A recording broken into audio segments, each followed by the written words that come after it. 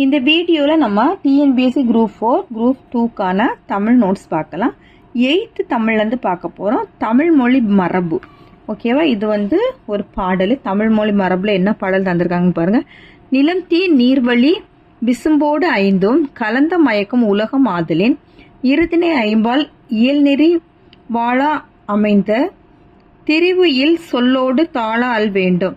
இப்போ இது யார் எழுதியிருக்கான்னு பாருங்க. தொல்காப்பியர் எழுதியிருக்காரு. யார் எழுதியிருக்காருன்னா தொல்காப்பியர் எழுதியிருக்கிறாரு. இப்போ இதில் இருக்கக்கூடிய பொருட்கள் எல்லாம் பார்த்துடலாம்.